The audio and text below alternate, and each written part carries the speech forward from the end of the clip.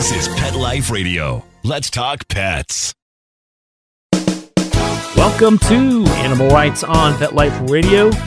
So excited that you're joining me today. We've got a super show, really interesting take on things. We're going to be talking to Dr. Philipp Schott, DVM, about his latest book, Kill the Beasts, a jaunt through the curious history of the veterinarian arts.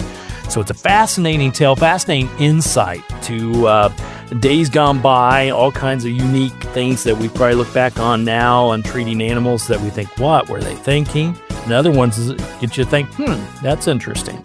So a lot of good intakes and insights going through a history of veterinarian medicine and how we take care of our furry, feathered, thin, and sometimes scaled friends. So it's going to be a great tale tonight. So everybody hang tight. We'll come back right after this commercial break.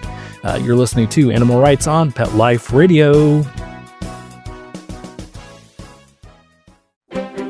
You know the expression, cats have 9 lives. Well, what if you can give them one more? The Give Them 10 movement is on a mission to help give cats an extra life. How? With spay and neuter. Spaying or neutering your cat helps them live a longer, healthier life. And it helps control free-roaming cat populations too. Learn more about the benefits of spay and neuter and meet Scooter, the neutered cat, at GiveThem10.org. That's GiveThem10.org. Let's Talk Pets on PetLifeRadio.com. Welcome back to Animal Rights on Pet Life Radio. Joining me now is veterinarian and author Philipp Schott.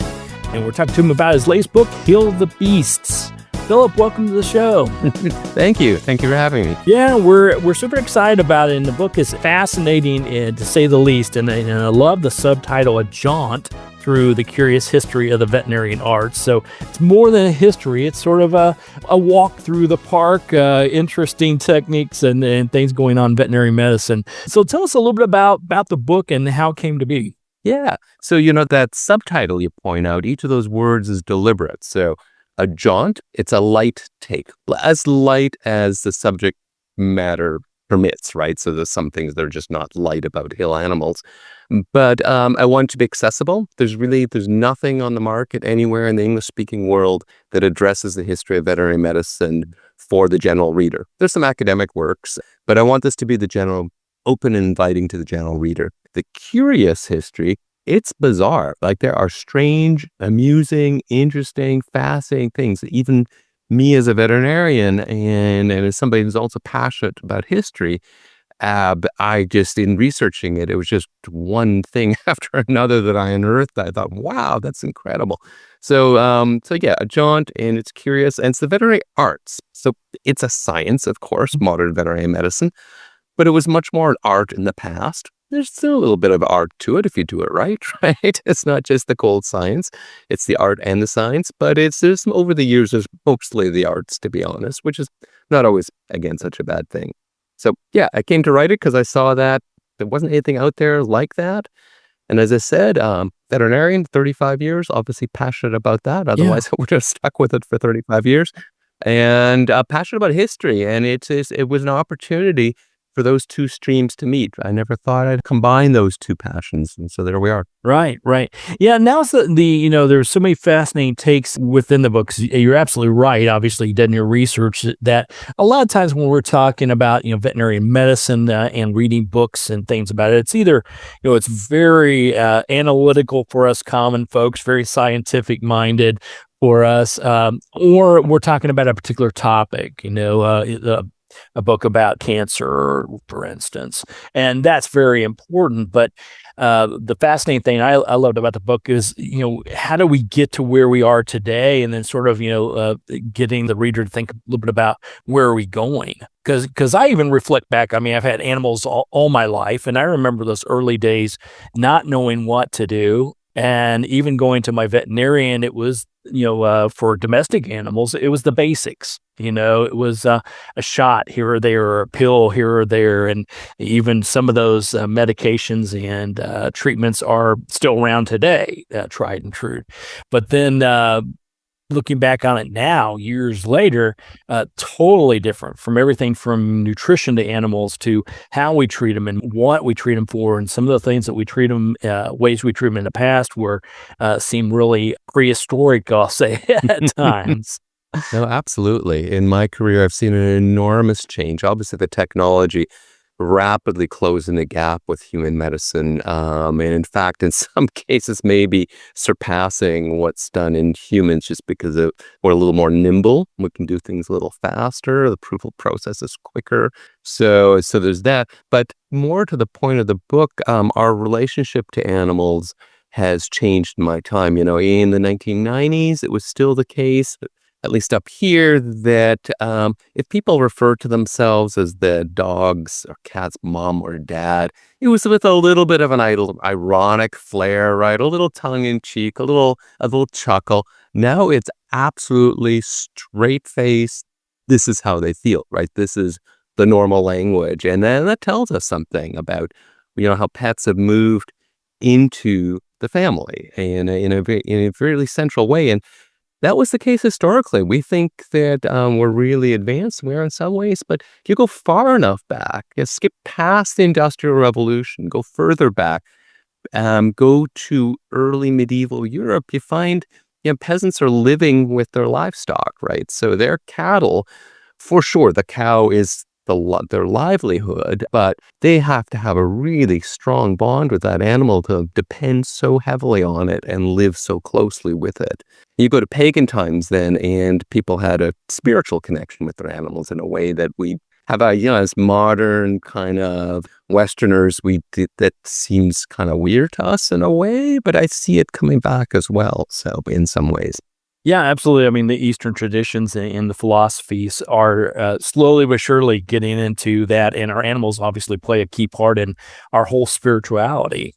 And I did enjoy that fact that, oftentimes you thought back before the Industrial Revolution and where you needed your beasts, we'll say, according to the book, as your livelihood. You had to keep them happy and healthy, and well, not happy, but you had to keep them healthy as long as you could, because you can't just go out and, get another ox, or you couldn't get another plow horse or whatever it may be that you need to do. And now it's more of a combination of, you have a working animal, you've got to keep them healthy, but it's also, you're looking for their happiness and, doing different techniques that, massaging your horse, these type of things, or your cow, you wouldn't have thought of before, doing a little bit of comfort for your goat, because then it will produce more milk, these type of things. Yeah, absolutely.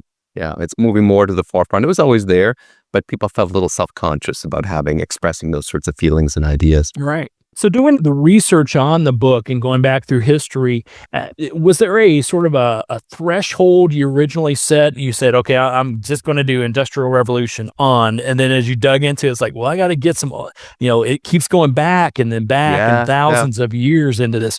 Did you originally come into this with the idea of, okay, I'll treat it from a certain decades, multi-decades standpoint, or was it you're wide open to anything that was fascinating and interesting? Yeah, no, I was super ambitious. I wanted to do it all. And in fact, part of it was driven by the fact that one of the very first things I encountered is the first story in there. So the structure of the book, there's 22 chapters. Each one features a historical veterinarian or animal healer. Most of them real people. Some of them, if you go far back enough, we don't know who the individual was, so I make someone up. And there's a little story, like a fictionalized vignette, but plausible fiction that leads the reader into that chapter. So the first one is 12,000 BC in prehistoric Rhine Valley in what's now Germany. Archaeologists found a couple, two humans, a man and a woman, and a puppy buried together. And not just random bones jumbled together, but clearly they were buried on purpose and in a ritual fashion. It was clear this was deliberate. Moreover, we know from the teeth of the puppy that it had several bouts of distemper. So distemper affects the animal in a very characteristic way. So we know this puppy lived with distemper for a little while. And I can tell you, with all my modern veterinary technology and medicine, full-blown distemper is really challenging to get them to survive. It's a really serious disease. So this puppy survived a little while. So it was getting some kind of care, number one. Number two, they buried this puppy with them. Right. People in those days, they buried grave goods that they thought would be useful in the afterlife, favorite sword or whatever. Right. A sick puppy, not useful in the afterlife, I'm thinking. So there must have been a bond of affection there, as well as this evidence that there was some kind of treatment, herbal, whatever it was, that they remembered. People were smart as we are 14,000 years ago, but they didn't have all the 100 distractions that we have. They didn't have to figure out how to pay their taxes or where the gas was the cheapest or all that kind of stuff. They just had to focus on the things immediately in front of them, so they could be very smart about that. So that led it off. And if I'm going to start at 12,000 BC, 14,000 years ago, then I'm going to go all the way through, right? You could have easily had like 4 novels out of this for sure. Yeah, and I didn't want to load it up with too much, again, technical mumbo jumbo. So I tried to keep things moving fairly briskly. So we'd jump ahead by hundreds, thousands of years in some cases, try to hit the highlights along the way. Right. And I love the fact of that part of it, how you structured the book, because as we said from the get-go, it could have very easily been very scientific, or even I can imagine, I'm not a veterinarian, nor have I played one on TV, but I can imagine the fascination behind it, because you're in that story, the first story right off the get-go is, okay, so they buried their puppy. We know they had distemper, but what did they treat? How did they treat that? It'd been very easy to dig into that, which is still fascinating. I would love to know what herb they used back then. Who knows? Yeah. That we could use today possibly, or maybe it is still used today. You never know. Maybe in some form. But yet you kept it more of a sort of, it's historical, it's factual based on what we know, but it's a storyline, and each one of them holds true. You can go from one to the other and pick up a nice, interesting, intriguing historical story without it being too deep, we'll say. I hope so. Yeah. And man is a storytelling animal, right? This is how we communicate. This is in my mind, the most effective way of communicating is with stories. Yeah. Absolutely. So if you had to go back and look through it all, is there a one that sort of gave you an aha, or you thought, oh man, I love this, or, the readers are going to love this particular one? Yeah. That's my favorite, the favorite child question. And I can't always put any book that I've written.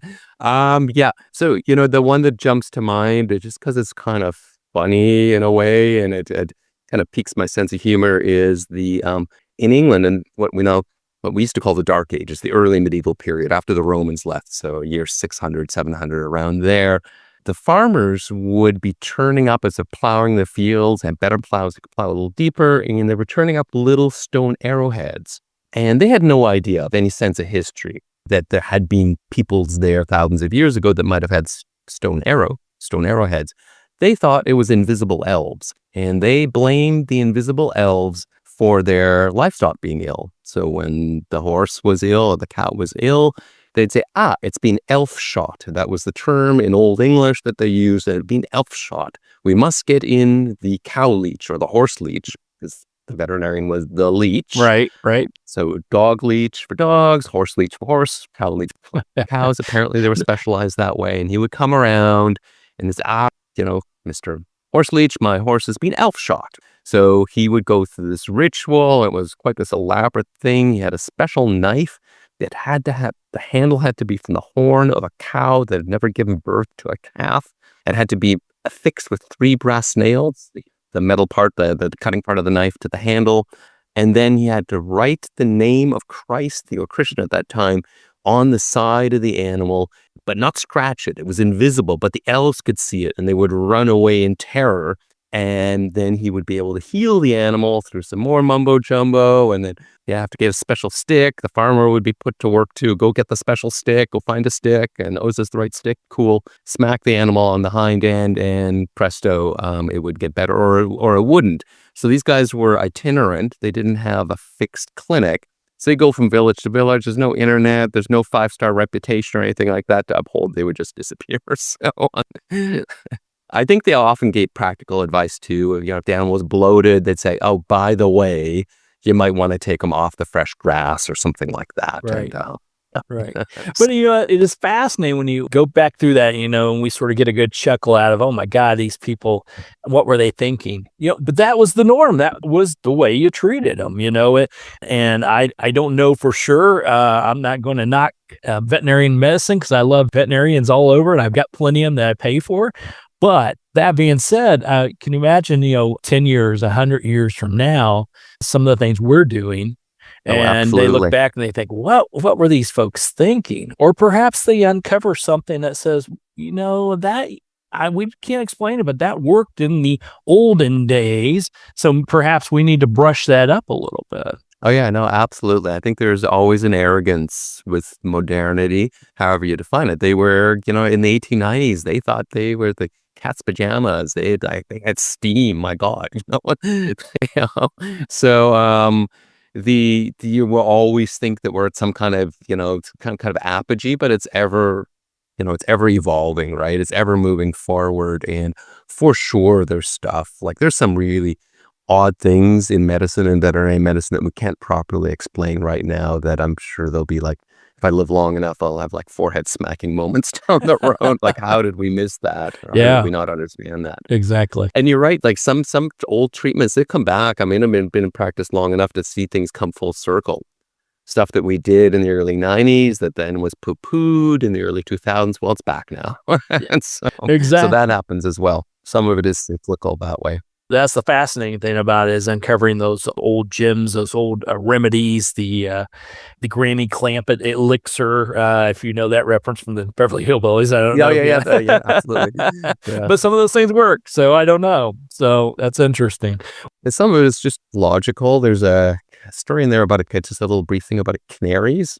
Canaries were popular pets in the early 1800s, and they would get this wind disease. It's basically air sac disease. The air sacs would swell up and burst, and then they get subcutaneous emphysema, so they get air under their skin. They'd be bloated. Well, you stick a pin in it, actually, and that's all you do, and let the air out. And you gotta hold on to it so it doesn't take off. That's right. That's right. Just sterilize a pin and stick a pin in, and that's pretty much what we would do today too. That's right. But it has to be a special pin with a special feather on the end, and there you go. Yeah. All right, we're going to take a quick commercial break. Then we'll come back and talk to Dr. Philipp Schott about his book, Heal the Beasts, and pick his brain a little bit more about writing styles, because obviously this is not the first, and I'm sure it won't be the last. So we want to hear from the experts. So everybody hang tight. We'll get back right after this commercial break. You're listening to Animal Rights on Pet Life Radio. Begging to hear more of your favorite show? Full episodes of all our shows are available on demand. Go to PetLifeRadio.com to fetch our entire lineup of Possum Pet podcasts. Also, dig us up in iHeartRadio and iTunes. Let's talk pets. Live and on demand, only from Pet Life Radio. Let's talk pets. Let's talk pets On Pet Life Radio. Pet Life Radio. PetLifeRadio.com. Welcome back to Animal Rights on Pet Life Radio. Continue our conversation with Philipp Schott, DVM, and author extraordinaire, and his latest book, Heal the Beasts, a jaunt through the curious history of the veterinarian arts. So, Philipp, after writing the book, putting it together, is there a certain message or something you're looking for when the reader reads through it? Did you have an original goal of what you hope they gain from it? And did that change from when you first started writing it? Yeah, that's a good question. I mean, some of it was just to open up this world to people. I think what veterinarians do sometimes, there's a certain, people have an image, they have an idea, and I want to pull the curtain back. That's my first book a number of years ago. The Accidental Veterinarian was all about that, just on modern practice. Pull the curtain back. This is what it's actually all about. Pull the curtain back on this history. But the message is about the human-animal bond and how it's been forever, and it's changed somewhat, so really there are three reasons, two primary and then a secondary reason for people to treat animals. One is emotional, because we have a bond with them. And that, as we talked about in the last segment, that was right there from prehistoric times. We have good evidence of that. Second is practical, right? So, these are sources of meat, sources of eggs, milk, sources of power for, plowing and that sort of thing back in the day. And then the third one we touched on is spiritual. You may view the animal as a relative in a way, right? So people believe in reincarnation or those sorts of spiritual connections. I talk a little bit, just a couple pages about the idea of familiars in the Middle Ages, how with witchcraft. There was this idea of a familiar. This has this evil connotations, but it was actually considered largely a positive thing that people would have that kind of connection with an animal. So I wanted people to think about that, or these reasons, these bonds that we've had with animals, and that it's all cultures. It's throughout the world. It's not just a Western thing. It's not a modern thing. It's a human thing. From the Inuit to the Australian Aborigines and everybody in between, and from prehistory to right today. Nice. I love that. I love that tagline. I won't steal that one from you for sure. It's a human thing. And it's absolutely true. We try to pigeonhole how we do things here in North America compared to how we're doing them in, Eastern cultures, these type of things. And what I see is a lot of blending of what's going on. A lot of, as we become a more blended society, we learn from this. We learn how to treat the animals, and we learn, different methods of not only treating them physically, but emotionally and from a spiritual standpoint. And I love that aspect. I've always been open to, I'm a very spiritual person, and obviously know that animals are spiritual beings, but learning from other cultures and how they go about doing things has always been fascinating to me. And I think you did a great job in the book here, because it brings up these different aspects, and I think there are people that will read the book and say, oh, wow, I didn't know, I wasn't expecting to talk about, the relationship and the spirituality and how that blends into what we talk about, veterinary medicine. Yes, thank you. So the writing side of things, I got to pick your brain about that. Are you the up at 5:30 every morning to write 5,000 words a day type writer? Or are you like me and I've got 1 week till deadline, I got to throw something out there? Yeah, more the former than the latter. The rest of my family's the latter. They're all kind of deadline-driven people. Now, I'm a bit of an ethnic cliche. I'm a German Canadian, and the Germans were very organized. I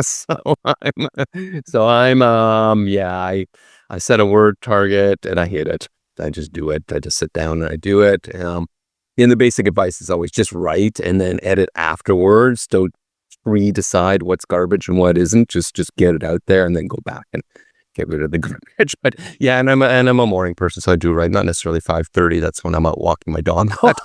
but the writing is in the morning. That's when I'm most productive. I'm still part-time in practice, so blending those two things can be tricky. But in 2015, I just very deliberately, again, very German, I turned 50 in 2015, and my 50th birthday present to myself was to take a day off a week to write. And that's when I started writing, and that's when started as a blog, and the blog became the first book, and then it kind of evolved from there. How about you? I love that. Give yourself a gift, and a gift of a day. In your case, it's for writing, but for me, it's and it could be more than napping. Definitely walking the dog multiple times. That's always good. Well, I love that. Well, as far as the structure is concerned, do you do a whiteboard or a computer outline to get an idea of what you're doing, or is it more of here's my topic, I'm going to delve into it, and then sort of sort through it to see what sticks after that? Yeah, I kind of write straight kind of from the head or from the heart. I don't, you would think that I'm very organized. I've got lots of lists and so on. But when it comes to writing, I just write. And, I think I pre-write. I know I pre-write in my head. So I do a lot of walking in the winter cross-country skiing and so on. And that's not an earbuds kind of person. I'm just in my head then. So I'm just thinking, and that it comes then, and then I get it out on paper. So yeah, it's not even, and the books have all been different. I've written a novel, some memoirs, write a whole mystery series with the veterinarian as the protagonist. And there, I really should storyboard that, because boy, I get myself into trouble. But 3/4 of the way through thinking, oh no, I've left all these loose threads. I'm going to try and pick them up and tie them up somewhere. It helps to have a good editor. Yeah. It's Xavier Bacon, I tell you. Well, it's always good to know who you killed off last time, and make sure it's not a fan favorite. You never want to kill off the fan favorite, and never the animal. The dogs always live throughout the story. No. I learned the first mystery book was 57 Pigs. It was called. It's an explosion in a swine barn and there's a human body hidden in there. And so anyway, all the pigs died, like on the first page, and people were really not happy. How could you kill off the pigs when they're in the title? What's going on here? Exactly. I learned my lesson. That's fascinating. No other animals die in any of my books. I love that. And I love the fact that I talk a lot about it, in public, and I've written about it, and with my clients, I talk a lot about this thing called meditation. And to me, meditation is anything that allows your conscious mind to shut off and allows your subconscious to open up. And so oftentimes with meditation, we think of formal mantras, guided. I mean, I've got professionally recorded guided meditation albums out there if you want to buy one. But if that's what gets you to that state, then that's great. But meditation is those walks in nature, doing the cross-country skiing, the things that allows you to forget about life, opens up those channels and allows that to flow. And I love how you do that for yourself, and then you turn that into manifesting a great book in multiple different genres. So kudos to you. I'm learning a lot. We're going to put you up on on my own personal storyboard. Say, hey, look what this guy's doing. It's what I've been talking about all these years. Yeah, well, I do meditate as well, although pretty light formal practice, kind of like flossing. I remember to do it. I've had the pleasure of going through deep meditations with the Tibetan monks, and oh, nice. Okay. Yeah, which was fantastic experience. But their meditations last for hours, if not days. And wow, yeah, that's something else. Being a human, I got about an hour into it, and I'm like, okay, my butt is numb. I can't do this anymore. But it was a great experience, no doubt. But meditation, it's just stealing some time, and it doesn't have to be at a set time every day, though you can do that, and it doesn't have to be hours upon end. It could be 5 minutes here or there, and I love how you channel that opportunity.